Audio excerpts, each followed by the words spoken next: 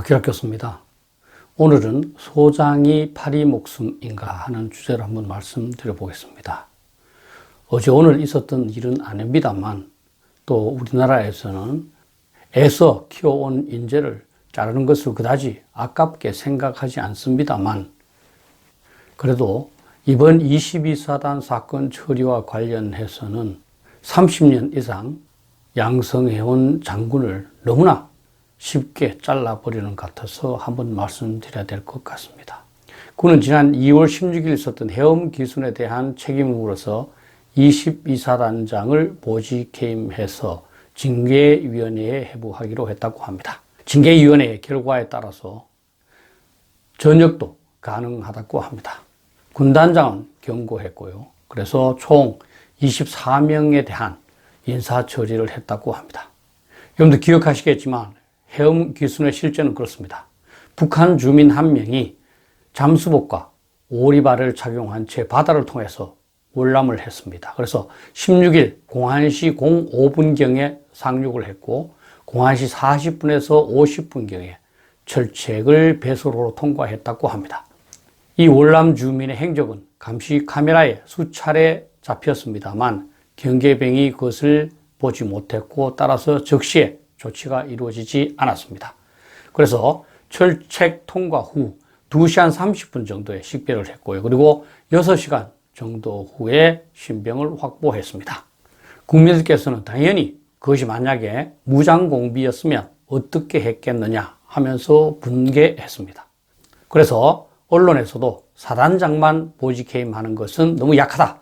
그렇게 해서 솜방망이 처벌이라고 비판하고 있기도 합니다. 자, 그런데 고위직 처벌이 능사이고 그렇게 함으로써 문제가 해결됩니까? 잘못한 것은 분명하지만 인명사고가 난 것도 아닙니다. 또 무장공비도 아니었습니다. 제 생각에는 감시 영상을 주시하면서 조치해야 할 경계병이 잘못한 것 같습니다. 그런데 실제 처리는 사단장까지 엄중한 책임을 물은 거죠. 사실 이번 정부 들어서 더욱 유난해지고 있습니다만 군 고위직 처벌은 거의 일상화되어 있습니다. 지난 2020년 7월 탈북민 한 명이 강화도에서 배수로를 통해서 한강 진입 후에 또다시 월북했습니다. 그에 따라서 해병 2사단장 소장이죠. 보직해임됐습니다. 해병대는 2개 사단 중에 하나라서 굉장히 중요한 자리죠. 또 2019년 5월 북한 목선 한 척이 삼척항을 입항했습니다. 그 결과 8군단장을 보직해임했습니다. 군단장이면 사실은 무지무지 높은 자리죠. 그때도 사실 인명사고도 없었고 또 무장공비도 아니었는데 말이죠. 이와 같이 직접 책임이 없는데도 불구하고 지휘관이라는 이유로 고위직을 처벌하는 거 이게 맞고 또 그렇게 하면 문제가 해결됩니까? 이제 한번 냉정하게 우리 생각해 볼 필요가 있습니다. 소장이나 중장을 만들기 위해서 국가가 투자하는 금액이 얼마나 되겠습니까? 사관학교까지 생각한다면 너무너무 많죠. 그리고 그들이 그동안 나름대로 익힌 군사 지식과 경험을 이렇게 쉽게 낭비해도 되는 겁니까? 나무를 자르기는 쉽습니다. 그러나 새로 심어서 큰 나무로 만들려면 수십 년이 경과되어야 합니다. 특히 그는 유사시에 국가의 생존을 좌우하는 중요한 임무를 수행하고 있습니다.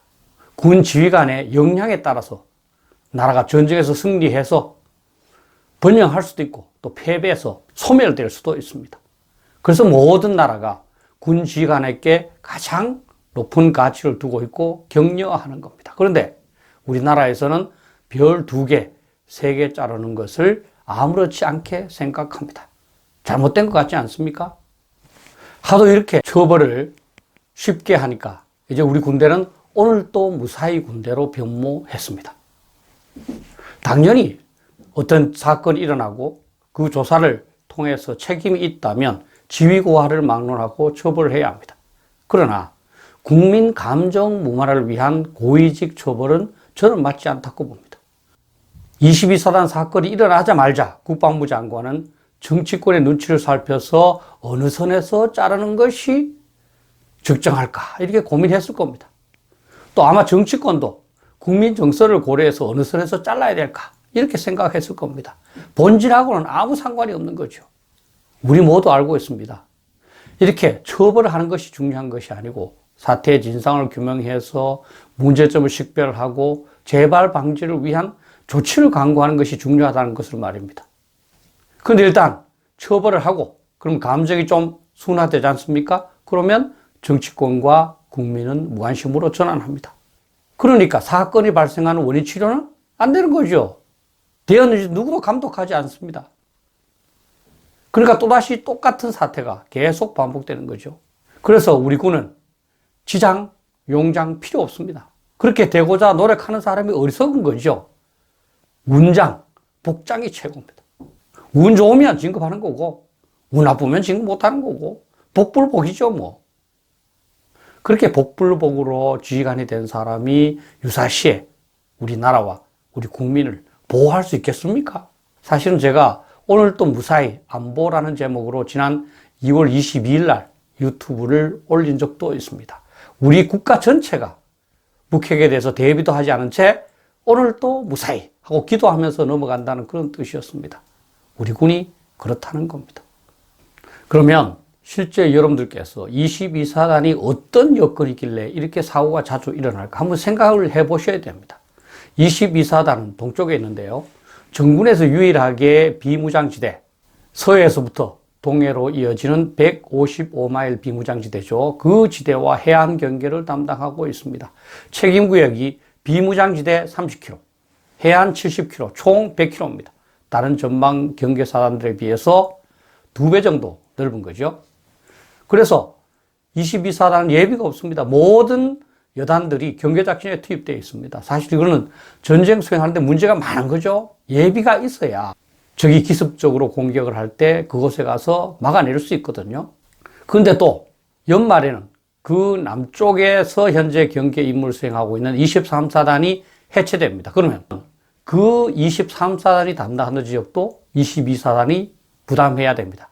23사단의 병력이 그대로 옵니까? 그렇지 않습니다. 훨씬 줄어서 오는 거죠. 앞으로 22사단의 경계 책임 부담은 더욱 커지게 되어 있습니다. 그런데도 국방개혁을 한다면서 다른 사단하고 동일하게 22사단 또 1000명을 감축했습니다.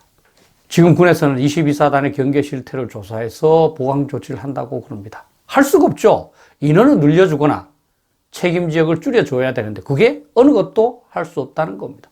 다른 사단들도 모두 병력 부족에 허덕이고 있습니다. 여러분들, 이게 군의 잘못이겠습니까? 뭔가 더 큰 국가적인 정책의 실수가 있는 것 같지 않습니까? 따지고 보면 이런 사고의 근원은 국가 수뇌부와 정치권입니다. 이들은 안보 상황이나 군의 애로는 무시한 채 2022년까지 무조건 50만 명으로 감축해라 이렇게 지시했기 때문입니다. 사실 박근혜 정부에서는 군의 애로사항을 반영을 해서 2030년까지로 좀 연기를 해줬습니다. 그것을 현 정부가 단축한 겁니다. 군에서는 장비가 먼저 좀 보강돼야 됩니다. 이런 의견을 제시했지만 무시했죠. 그러면서 병사들의 복무기간도 18개월로 고정했습니다. 병력 자원도 없는데 말이죠. 그래서 군대는 지금 금방 입영한 장병들이 임무 수행할 수 있도록 기초적인 훈련을 시키는데도 급급한 그런 상황입니다. 그럼 현 정부가 군의 애로사항을 들어서 함께 해결하고자 고민합니까? 여러분들 대통령이 군 지휘관과 차 한잔하면서 애로사항을 들었다는 소식 들은 적 있나요? 군 감축과 같은 이러한 중요한 결정을 내리기 위해서는 정책 결정자들이 군의 실상을 정확하게 알아야 됩니다. 그런데 현 정권 실세들이 군부대에 숙식하면서 그 실정을 파악한 거 들은 적 있나요? 그냥 버려두고 있는 거죠. 그런데 군에 대한 걱정은 차치하고라도 현 여당 국회의원들은 국가 안보도 걱정하지 않습니다. 여러분들 기억하시죠? 얼마 전에 범여권 국회의원 35명이 북한이 반대한다면서 한미연합훈련을 하지 말자라고 주장했습니다. 정말 전 세계 국민의 대표가 군대한테 훈련하지 말자. 그것도 적이 싫어한다고. 이런 나라가 있겠습니까? 좌파 국민들 국가 안보 전혀 생각하지 않습니다. 북한 편만 계속 들면서 연합훈련 중단해야 된다. 이렇게 주장하는 데만 바쁩니다. 그 비싼 밥 먹고 말이죠. 우리나라를 불안하게 만드는 일만 열심히 하는 거죠. 그래놓고 군인들이 잘못하면은 사단장을 잘라라, 군단장을 잘라라, 참모총장을 잘라라 그렇게 하는 거죠. 그래서 우리 안보가 어떻게 튼튼해지겠습니까? 저도 군 출신이고 제가 군인 있을 때 완벽하게 했다고 볼 수 없기 때문에 자제하지만 사실 현 군대에 잘못도 적지 않고 반성도 필요합니다. 사실 군은 정치적 중립을 확고히 하면서 전문 영역을 고수해야 합니다. 그런데 정부와 여당이 시키는 대로 시녀처럼 다 따랐거든요. 진급? 청와대가 시키면 안 됩니다. 국방부 장관이 시켜야 되는 거죠. 그럼 국방부 장관을 사표를 내든지 아니면 그 실상을 국민한테 보고해야 합니다. 그런데 진급권도 다 청와대에 넘겨줬죠. 그리고는 정치권 눈치만 보고 있습니다. 국방에 관한 진실을 말한 적이 없습니다. 전시작전권을 환수해서 한국군이 한미연합사령관 직책을 수행하게 되면 북핵 억제에 심각한 문제가 생기는데도 그렇게 말하지 않았죠. 심지어 전번 법무부 장관 아들에 관한 문제에 대해서도 국방부는 진실을 말하지 않았습니다. 계속 이런저런 교묘한 말로 회피했죠. 그래서 잘 됐습니까? 그래서 살림살이 좋아졌습니까? 결국 군은 정치 신화가 됐고 현재에 이렇게 찬밥 신세가 된 거죠. 토사구팽이죠. 현 정권에서 사단장, 군단장, 군사령관을 누가 높게 생각하겠습니까? 청와대 전화만 한 통 하면 꼼짝도 못 하는데요. 그걸 아는데요.